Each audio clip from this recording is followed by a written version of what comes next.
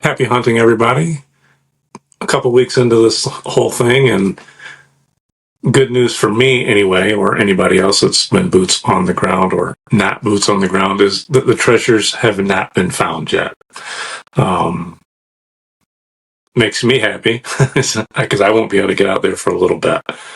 But one of the things I did want to talk about is, so I did have the opportunity to finally finish reading There's Treasure Inside. And so I just kind of wanted to give my opinion on the book itself.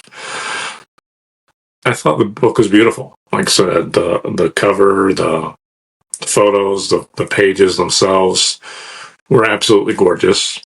And then the stories that are inside. Like I said, not that I have any issues with Justin Posey's book at all, which I think was something very similar to what Forrest Fenn did. This book is different. This book is broken down into two parts. The first part is simply every chapter is going through one of the items that is in the treasure, and it kind of gives like a historical perspective on the item, along with some type of, I would say, maybe a theme to the chapter itself. Like, one of the themes is about adversity. One of the themes is about working hard. One of the themes is about preparing or planning ahead. And so when you read through it and you have that starting point of this chapter is about planning ahead. And then he gives a little story about it, and then gives a story about some type of treasure, and that's what he compares it to. And then goes into maybe some little story about something that's happened to him in his past. And I just think it's great. I mean, I think it's great reading. It was very interesting. It was interesting learning about some of these items.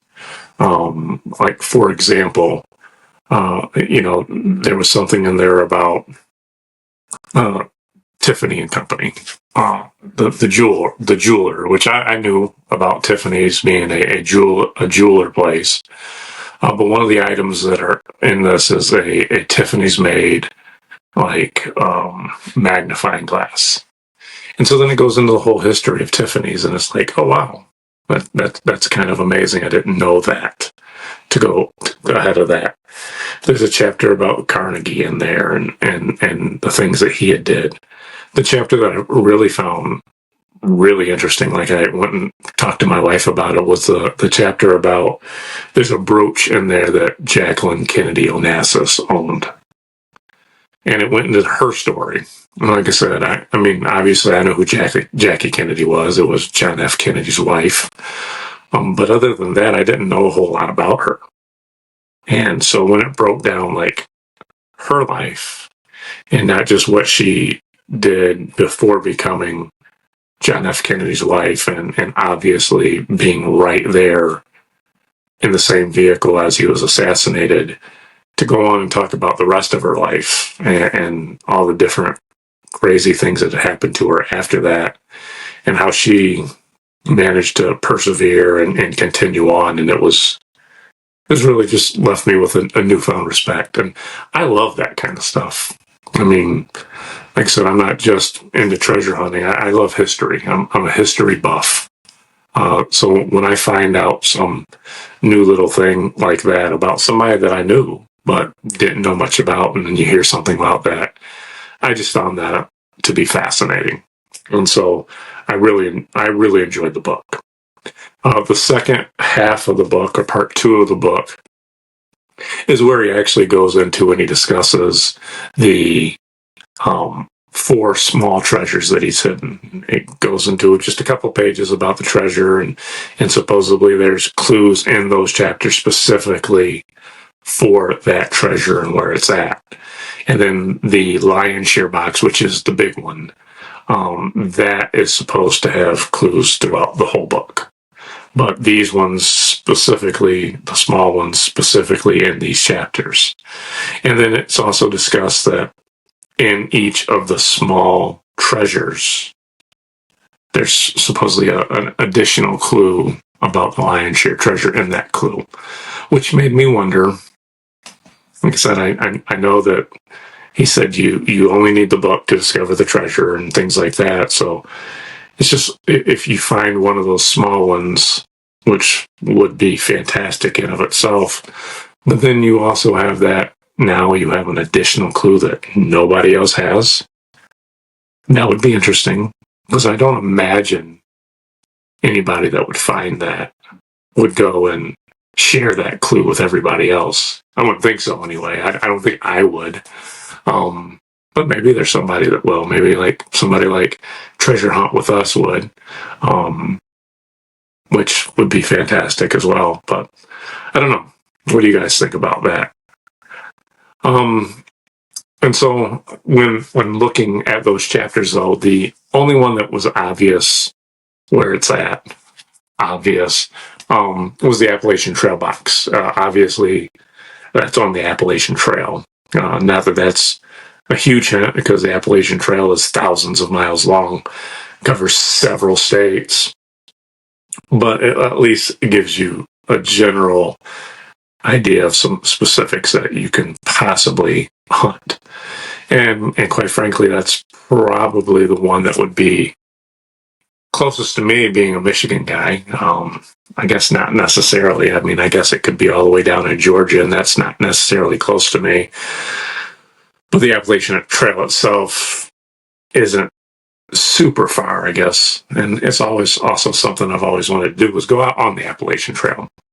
But one of the things, too, that I've been really thinking about lately is because once I finished reading the story, I went and told my sons about it and was telling them all about the book. And one of the things that they had said is, well, which one do you want? Which one would you rather have? And I mean, I thought it was kind of a silly question at first, because I mean, I want both of them, or all six of them, I guess. I mean, but I mean, they didn't want that answer. They were like, no, if you could only choose one, which one are you choosing? And I didn't think a whole lot about it. I still didn't answer it at the time. Well, I don't know, And then when I went to work and mentioned to somebody that I work with who was also very interested in this stuff, they said the same thing. Well, which one are you going to look for? And made me think again. I was like, oh, okay. Maybe that's not such a stupid question after all. And so then it got me really, really thinking about it. And thinking about just treasure hunting in general and as a whole. I mean, you get to thinking about, why do you treasure hunt? What is it about treasure hunting that makes you go out and do it? And I mean, I always, I go back to when I was a kid. When I was a kid, I mean, it was Indiana Jones, the Goonies, things like that. And then as I got older, National Treasure, and those kind of movies, what always made me think about it. And so, I mean, there's a little bit of, are you looking for treasure to go get rich? Which I think I am. I mean, I think that's one of the things about it. But I mean, there's other ways to go and get rich that doesn't involve treasure, and actually is probably, you have a better shot or better odds than finding a treasure. I mean, I can just go and really, really study the stock market, or really, really study something else and get rich that way. So that made me think that, there's the other aspect of it as well, is that, no, it's part of the adventure, the whole. I mean, I didn't want to be Indiana Jones because he was rich. I didn't want to be the Goonies because they were rich. I mean, it was the whole idea of going out and doing something like that, and the adventure of it and the excitement of it. And so then that's definitely plays a big role. And then when you think about that,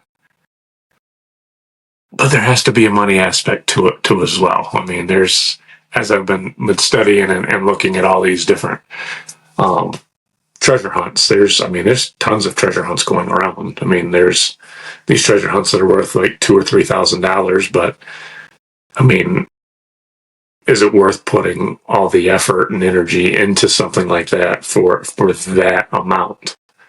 So it's the combination. It's the combination of the adventure and the adventure that if you successfully complete the adventure, then you can get rich. So, I mean, those are my first thoughts, where it's like, okay, there's that aspect of it. But then as I'm looking at the treasures as well, when I'm looking at Justin Posey's treasure, and it looks fantastic. I mean, but as I'm looking at it, I mean, it looks like, mostly gold and gems. And I mean, I know there's like the piece of meteorite in there, and I know there's the Bitcoin in there. But other than that, it looks like mainly gold, jewels, things like that. And so, like, what would I do if I found that? I mean, if I wouldn't found that, it'd be awesome. It'd be fantastic. I mean, I can't imagine the feeling I would have inside my body if I found that. But then what would I do with it? I mean, would I keep it? Would I sell it? Would I auction it off? Would I go and rehide it again, a la Justin Posey's plan? Quite frankly, I can't see myself doing that. I can see myself maybe hiding something, but I don't think I could go out and do that. Like I said, I'm not a rich man, so I don't have the ability to do that. My wife would kill me if I did something like that. Then which goes back to then when I'm looking at this treasure by Jon Collins Blacks, there's treasure inside treasure. And then I look at all the things that are in there. And yes, there's gold and jewels in that as well. But there's some very unique items in there as well. Some very unique items, which I've always been a collector. I've always collected things. Like I said, ever since I was a little kid, whether it be baseball and basketball cards to old coins, comic books, things like that. I've always just collected things. And so when I look at some of these treasures that are in this, it's like, I don't think I could sell some of those things.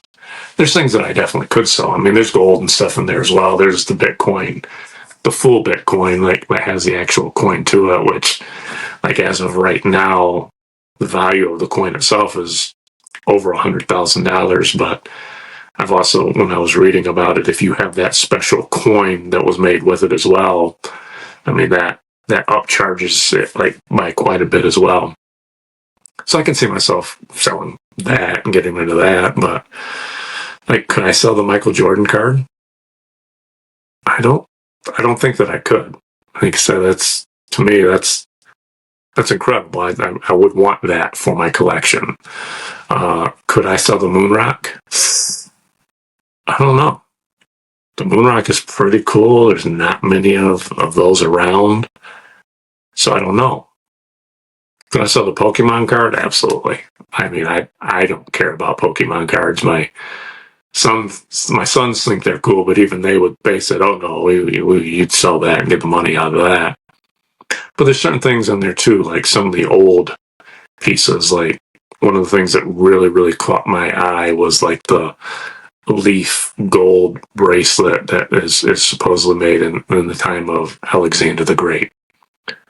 I mean, to me, that's, as somebody who just is absolutely fascinated with ancient history and ancient Greece and Alexander the Great, I don't think I could get rid of that. There was a couple of pieces of jewelry that was like, ooh, I don't know if I can get rid of that either. It was funny. I'd asked my wife, I was like, hey, if you got this, would you wear that? And she's like, ooh, I don't know. I would be scared to wear it. So, I don't know. As the collector in me, it's one of those things where I don't know. I would definitely want to keep some of those items. Now, I'm not going off of like which treasure is more valuable because I don't know. Neither one of them has actually said what the treasures are worth.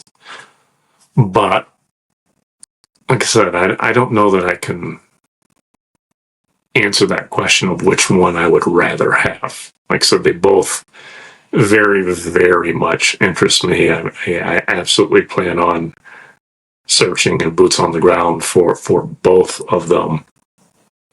But to be perfectly honest with you, the one that interests me more right now is probably the Jon Collins Black, There's Treasure Inside. And it's for a couple of reasons. The one reason is I love that there's 5 of them. I mean, I think that's awesome. Gives you more opportunities. You don't have to be as worried if somebody actually finds it. There's some one-of-a-kind items in there. So, I mean, I think that would be really cool to find something like that and then have the opportunity, well, I want to go find the next one. Oh, I want to go find the next one. Things like that. And I've never been out west. Like, so the closest that I've been out west is I have been to Vegas 2 or 3 times, but just Vegas for a weekend. When I was like 12, we went to Tulsa, Oklahoma to visit my grandmother. I barely remember it. Other than that, as an adult, the farthest west I've ever been is Iowa. And I've always been fascinated with the West. I've always been fascinated with that people went out there and Indian territory with no towns, anything like that, and just went out and established, and how dangerous and how wild it was. And that just amazes me that people actually did that. So I've always been fascinated with the West. Always wanted to go out there. So I have every intentions of wanting to go out there, and I'm going to go out there. Quite frankly, I think that probably one of There's Treasure Insides is out there anyway. But I also like the idea of, like I said, it's always been a dream to go out on the Appalachian Trail. I wouldn't mind going out there and starting that one first as well. You know, I also read on Mysterious Writings site too that there's actually some suggestions and some solves that are suggesting that the lion's share box is actually right here in Michigan. I forget exactly what some of the clues that they pointed out to. One of them had to do with a mitten, and Michigan's the mitten state. But I find that very intriguing. I'm definitely going to look more into that, because if the lion's share box is right here in Michigan, right where I'm at, how amazing would that be? So definitely something that I'm going to look into. But yeah, so like I said, if I have to answer the question, I would say that There's Treasure Inside probably interests me a little bit more, but it's just by a smidgen. Like I said, I'm very interested in both of them, and quite frankly, I just did a video like a week ago too. I'm pretty interested in the Lady Liberty treasure as well. I haven't bought that book yet, so I can't speak on it too much. So I know a little bit about it. I know that it involves like 9 states. Based off one of the most recent interviews, it sounds like there might be at least one small cache in each of those 9 states, but there's still the one big treasure that's supposedly worth over $100,000. So far, 4 of the small caches have been found. That interests me too, and that's more local to where I'm at as well. So that's another book that I'm going to buy, and once I read it, I'll start hunting for that one as well. Like I said, I'm all in. Like I said, I love this stuff. It's just fantastic. It gives me a chance to get out in nature, which I love. It gives me a chance to study history, which I love. And it gives me a chance to just do something that I love. So I'm here for it. Hopefully you guys are here for it as well. Leave a comment, suggest some suggestions if you guys got clues or solves that you think that you have and want to compare. I'm more than welcome to do that. Like I said, I think I'm watching all the same channels as you. I'm watching Cal Lazar's, I'm watching Mysterious Writings, I'm watching Treasure Hunt with Us. I just recently got into the American History podcast, which was very cool. So like I said, if there's any channels that I'm missing or any podcasts that I'm missing that you think I should check out, let me know. Like I said, I'd be glad to check them out. If there's any other books that you think I need to read or any other treasures that I'm missing besides these big three that I've just brought up, let me know. Like I said, I'd be interested in them. I'm interested in all kinds of treasure. Like I said, if it's treasure, I'm interested. So thanks for watching. Until next time, like I said, happy hunting, and see if you guys can find it before I do.